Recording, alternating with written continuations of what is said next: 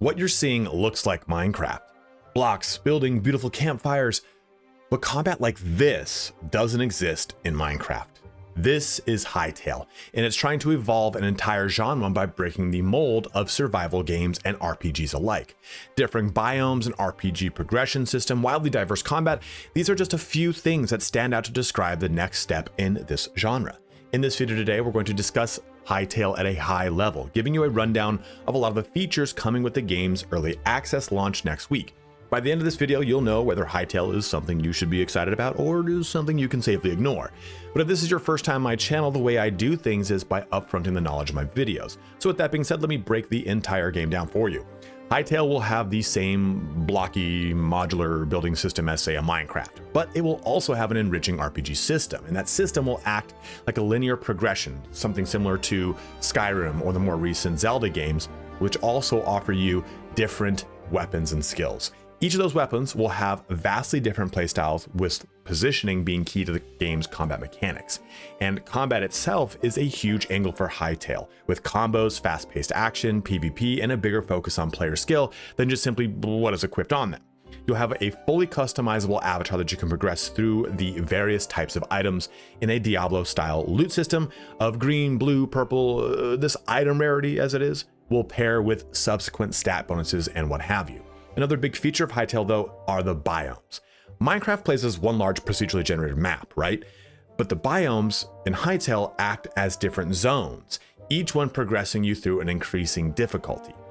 Also, the method for creating these biomes isn't simply procedurally generated, it's meshed with intentional artistic direction and assets, helping to make the world feel alive and lived in. Speaking of that, there's a wide-spanning AI attached to all the NPCs, both monster and player alike, which have them act and evolve over time in different ways across the gameplay. There's a ton more to get into, but the reason this game is taking its time is also the reason it's interesting. The game will be in early access for at minimum 1 year, with talks of being possibly 2. The developers also plan to roll out full mod integration within the first few months, so we'll have a lot of future-proofing built into the game via a very impressive modding tool set that empowers creators with full control of the game. But that's it, too long didn't watch this entire video. There's a lot more to get into, but these are some of the broader points to help you understand how Hytale is really going to be pushing the genre forward. If that's all you wanted to know, please feel free to shut the video down. I want to be respectful of your time. For everyone else, the next section is where things get a lot more specific. You can navigate ahead to any part of the video that interests you the most using the chapters with the timeline in the description. And if you are heading out and you found the information in this video helpful, please don't forget to like, comment, or subscribe, as each one of those helps me out in a huge way. But let's get started on why Hytale isn't competing with Minecraft, it's replacing a genre. Coming into our first section, we're going to talk about combat. So I think that's one of the biggest differentiators between the typical games in this genre, between Minecraft, whatever it is. And when you kind of think of the combat in Minecraft, right, it's a little more, I'm going to use the word stale. It's just an older game, right? So it's kind of a little bit of unfair comparison in that regard, but still it's worth pointing out.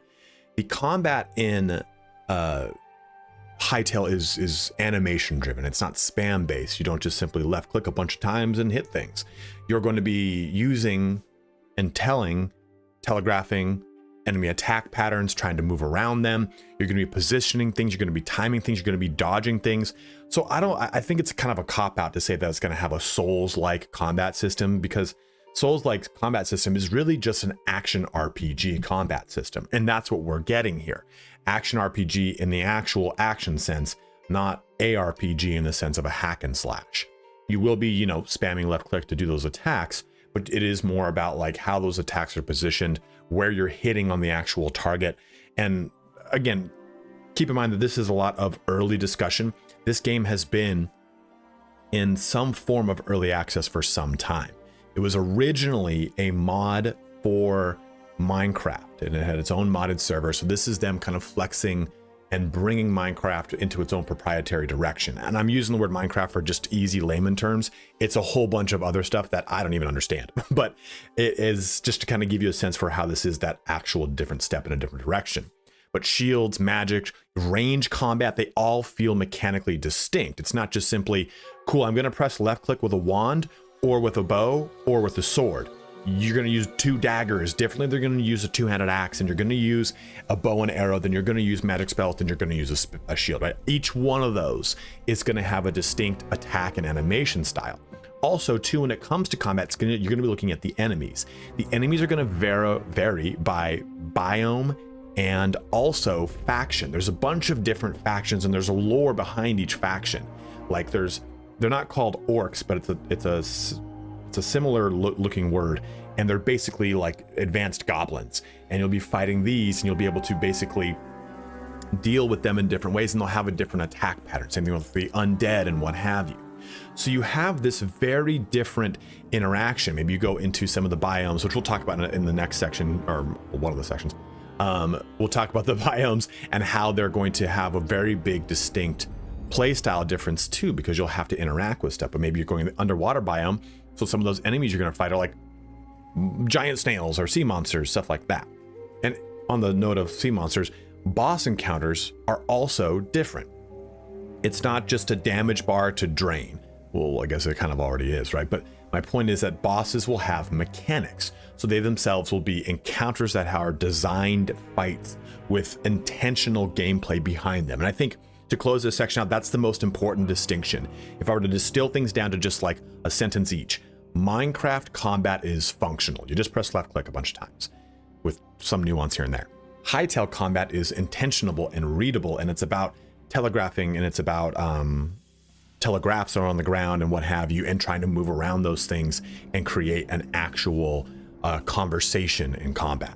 And since we're talking about how combat really works, I figured before we go into the biome conversation, we can talk about adventure mode and the RPG elements and progression, because that is a big thing here, right? If combat is such a huge thing to differentiate the game, I think also this as well, to help you get a sense of why there is that I guess differentiating factor. I feel like I'm in fucking corporate world again. But this is where Hytale, can truly separate itself. Hytale has a dedicated adventure mode. So not just survival with goals, right? You drop onto a Minecraft map, first thing you do is delve too deep like a dwarf. This is a curated RPG experience with progression and pacing and an actual story behind it and everything. There are different modes that you can take advantage of. There's creator or creative mode where you pretty much just build. There's adventure mode where you do take advantage of this whole story. And the RPG progression is gear based this time around, not class locked.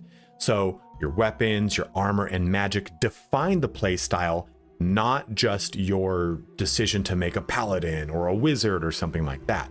So swapping gear swaps your role. Maybe you're playing alone and you want to enjoy just being a melee character, but you know what? Hey, I'm going to actually play with my friends because of the shared social space. More on that later, but the shared social space hub is a chance to kind of jump into other games together. That's not been fully fleshed out. It's kind of a bit more of a hearsay statement, so don't take that as fact. But you're going to swap your role because you're going to play a wizard, or you're going to be a cleric and help them heal, whatever it is. And I'm saying these class words because they're easy to identify in your brain of like, hey, this is what this gear is going to play like a cleric, stuff like that. So that core RPG loop is going to be exploring, fighting, looting, crafting, and then unlocking tougher zones. You can kind of think of this almost like a Valheim, right?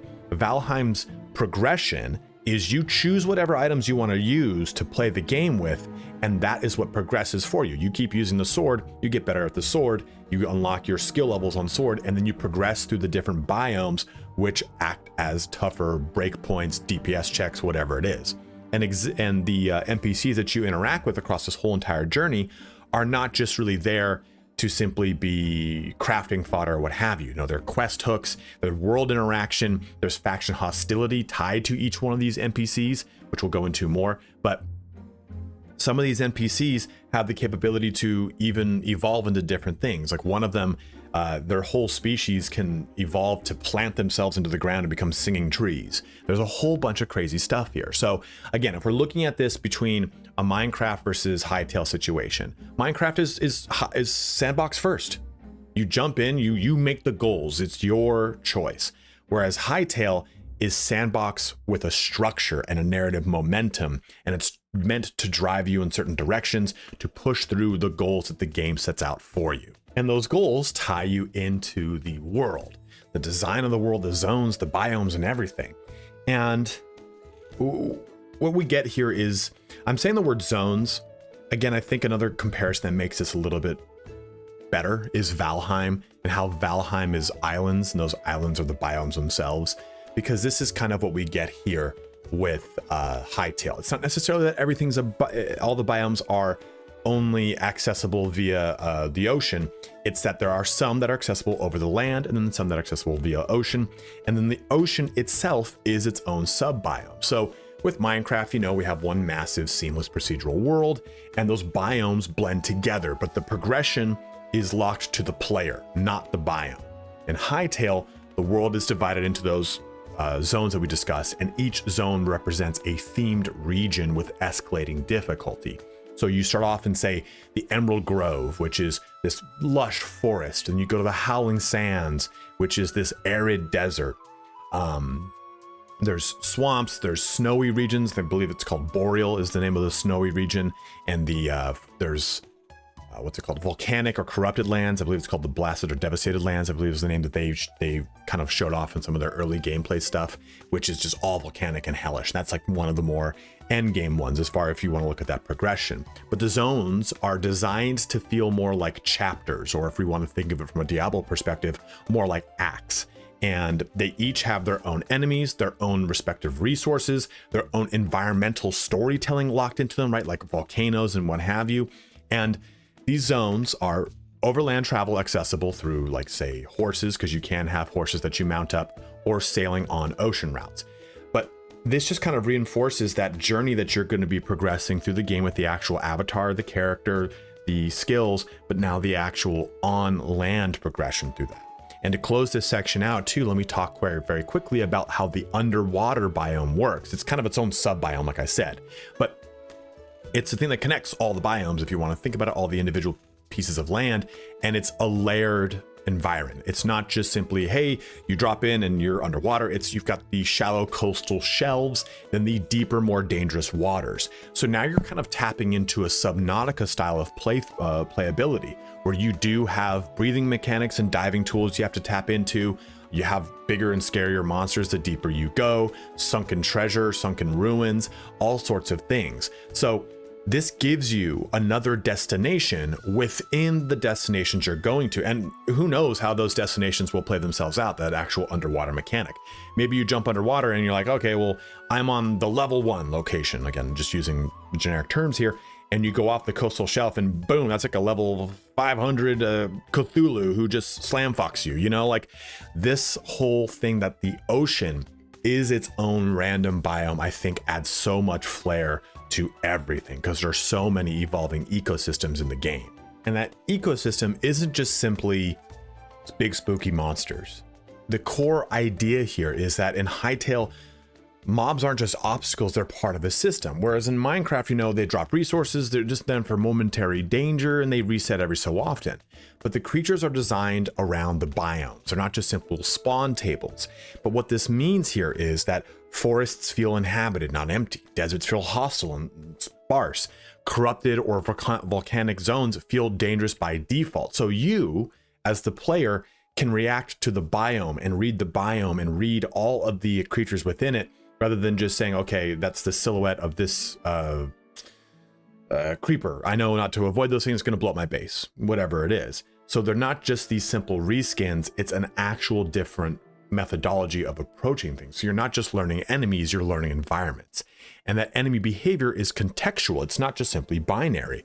The enemies aren't passive or instantly hostile. They're context aware. So the enemies will have behavioral things such as patrolling areas, guarding locations, but they'll react differently if you're wounded or if you're outnumbered.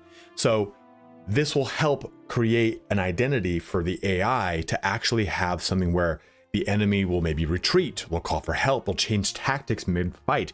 This supports smarter combat, you know, less just kind of, oh, I didn't understand that thing and it's a cheap death, and a more memorable overall encounter. So instead of asking, you know, is this mob hostile, you can see with Hytale that Hytale asks, how does this creature behave? What are the goblin-like creatures doing? How do the undead typically interact with me? And I can respond to that in kind. And the NPCs in this world, they exist more as participants, right? And not just simply props. And we get some of this when we take a look at a lot of the Elder Scrolls games, where the whole intention behind their AI was to make it so that the world felt alive and you were interacting with it. So The design intent here is that NPCs have daily routines, reactions to threats, relationships to factions or zones, and settlements feel like places that exist without you interacting with them. So this improves so much immersion because the world doesn't feel like it just freezes without you doing anything. And NPCs reinforce the idea that these zones are lived in, not just generated on demand. So NPCs aren't waiting for you, you're stepping into their world. And this ecosystem too is not just simply a list of mobs, it is creatures that relate to each other, predators and prey, territorial behavior, and changes in one part of the system can ripple. Clear an area, something else may move in. Now, this is not fully simulated at launch probably, but the design goal is clear here. The world responds to presence and disruption. So I don't want to Peter Molyneux you, that's an old Fable reference, and say like, oh, you're gonna move. That's what he said about Fable. If you clear this bandit camp, then it increases the trade from one thing to another and one village can thrive. The design methodology is there, but who knows how that's actually going to come into the game. And that combat system plays into things, right? Because now you know that the creatures behave differently. They occupy specific environments. They have distinct roles. So your combat becomes situational, tactical, and less about those raw stats. So you have to decide for yourself, hey, you know what? I'm in a swamp. I can't move as fast. Maybe ranged is the best play here. So this allows you to contextualize how you approach things with better context, better tactics in each individual location. So to close out here, why this matters long-term though, is different replayability, enhanced modding capability, because that's the biggest thing here. We have all this contextual stuff and all this AI stuff built into the base framework. It creates so much future-proofing with modding to just simply say, okay, we're gonna reskin all those mobs to be like this thing from Lord of the Rings or this thing from Game of Thrones, like we get in so many other games here. So I think that this really opens the door to a lot of really amazing things here with the NPCs, well, I guess I could say the ecosystem as a whole. But this also plays too into how building will work. And building should feel familiar, right? This is a building mechanic system that's built kind of off Minecraft, but it's been modernized, right? Hytale doesn't just give you blocks, it gives you building intent. And that's, I think, the big thing here. It separates us from Minecraft because Minecraft is very manual versus Hytale's going to give us a lot of tools. So yeah, we are still going to be very block based with that intentionality though, or I'm sorry, with that intentionally being familiar, right? It's a grid based system, it's modular logic. It's just instant readability for anyone who already knows what Minecraft plays like. So there's no learning curve, but there's more stuff going here. You can now have slopes, you can have curves, you can have decorative trims, structural variants. That's a lot of different stuff just baked into the base game. And in addition to that, you now have prefabs. You will have prefabs in Hytale. So what does that mean? Prefabs allow you to have a pre-built structure. So you can just throw something up.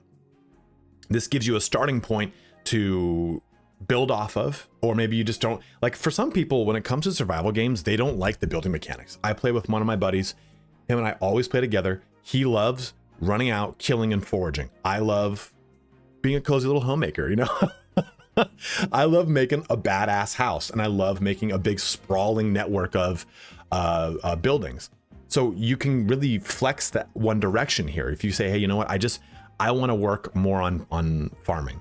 Well, then just go ahead and use the prefabs or create your own prefabs, and you can simply modify these, reuse them, remix them as much as you want. This removes that kind of empty world problem that you get with a lot of procedural games because you just make hubs into each biome. This allows you to basically say, hey, you know what? I'm going to make this hub right here.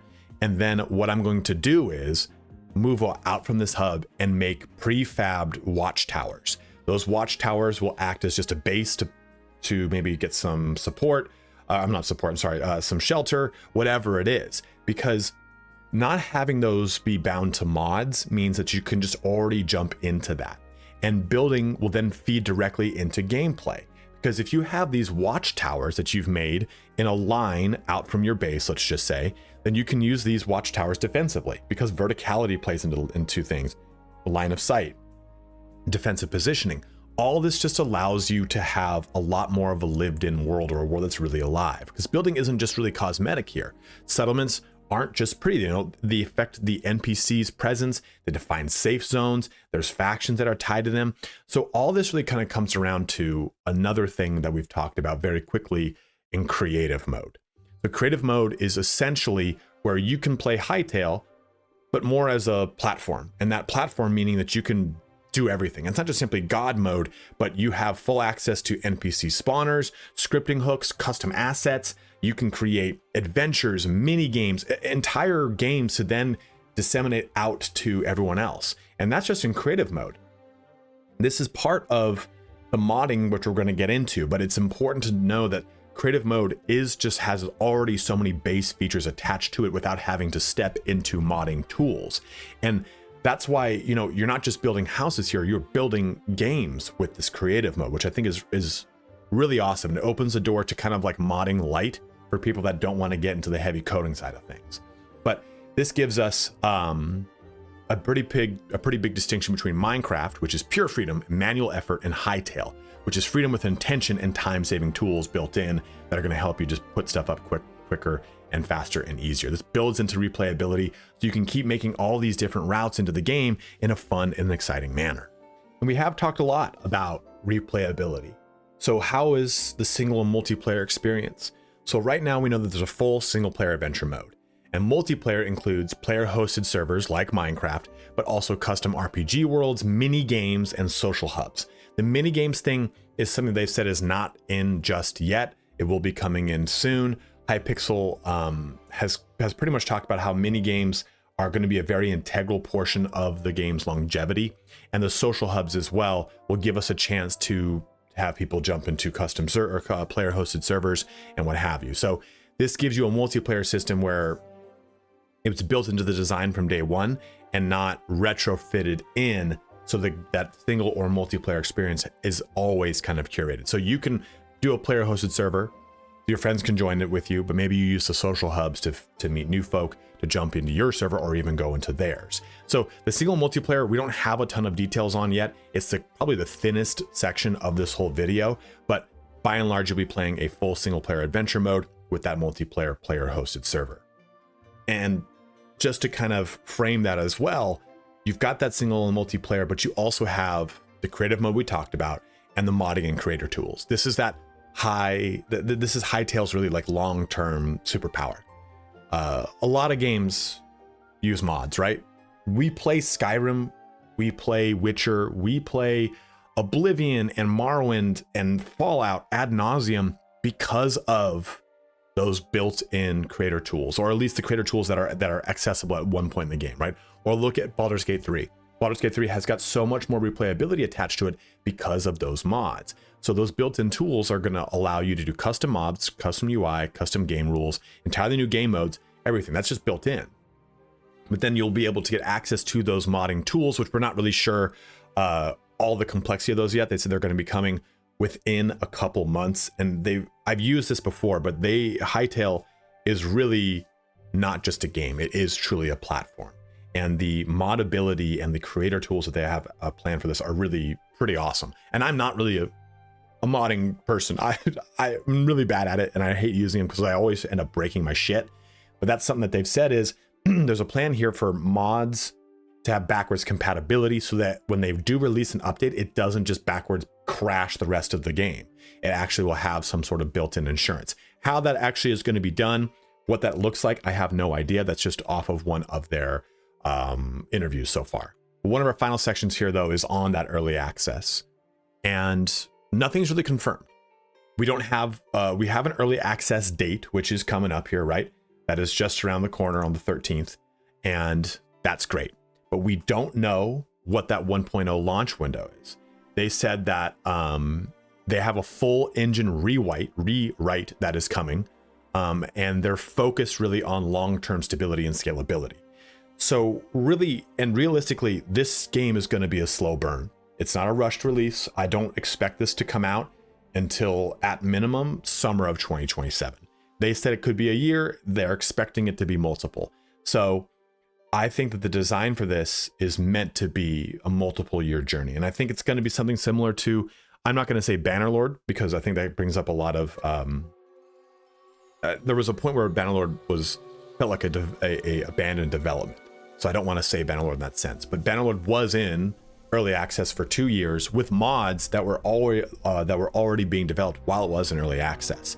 So I expect something similar to that, where we will get constant updates to the game, mods being developed while in early access, and really driving home that long-term playability for this game, and really a long-term promise of a lot of content coming. So to close us out, who is Hytale actually for? You know, we talked about so many things. I talked about Valheim, I talked about Minecraft, I talked about Diablo, I said Baldur's Gate in this video, but you know, this is for players, Minecraft players who want better combat and deeper progression, a built-in RPG system, so they feel like they're playing an actual linear progressive RPG without maybe having to get so lost in the survival mechanics, because the survival mechanics this time around are part of a rewarding progression system and less of a manual build your own sandbox system. And this game is for RPG fans who want maybe more creative freedom than just the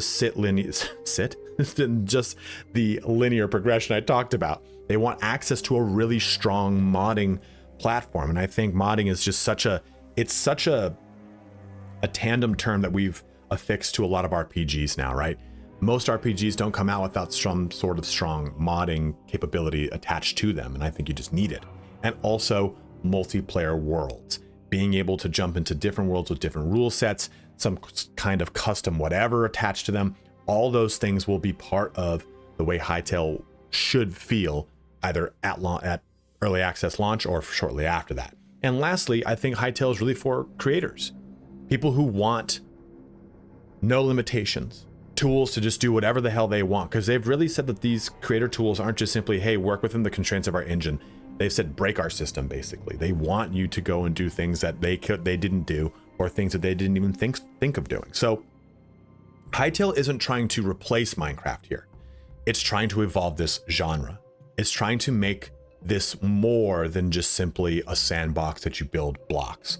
So what would you do first? What would you explore? Would you do a solo adventure, or are you just into the multiplayer chaos? You want to get into some PvP and mix it up? How would you play Hytale if it came out full 1.0 launch today? Or are you excited about this? Is this a game you've been following? Or are you maybe just now hearing about it and now you're revved up for the 13th? Go ahead, let me know in the comment section below. Let me know how you're feeling about it. I'm going to be covering Hytale quite a bit as it comes out here on the 13th.